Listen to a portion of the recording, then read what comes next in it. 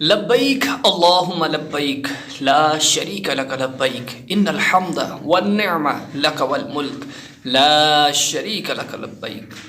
حج کے ایام قریب ہیں تو اس تسبیح کے بارے میں پیارے آقا صلی اللہ علیہ وسلم نے کیا ارشاد فرمایا؟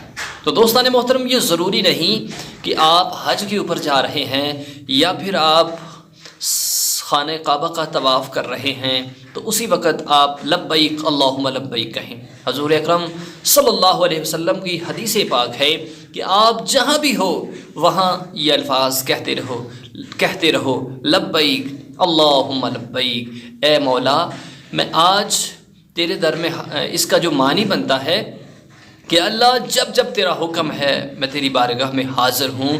تو پیارے دوستو، جہاں بھی ہیں جس وقت بھی ذہن کے اندر آئے تو ان الفاظ کو پڑھ لیا کریں، لبیک اللہم لبیک، لبیک اللہم لبیک۔ یہ تین الفاظ ہیں، ان کا کثرت کے ساتھ وظیفہ بھی کریں، ورد بھی کریں، اور اپنے احباب کو بھی بتائیں کہ حج کے ایام میں ان کے پڑھنے کی بہت ہی زیادہ فضیلت ہے۔ بعض لوگ کہتے ہیں کہ صرف آپ خانہ کعبہ کا طواف کر رہے ہیں یا پھر حج کرنے کے لیے گئے ہیں تو ادھر ہی پڑھنے چاہیے۔ پیارے دوستو نہیں، جہاں بھی ہیں لبیک اللہم لبیک، ان الفاظ کی تسبیح کرتے رہیں، پڑھتے رہیں، انشاءاللہ ان کا فائدہ بھی ہوگا اور اللہ رب العزت آپ سے خوش بھی ہوں گے۔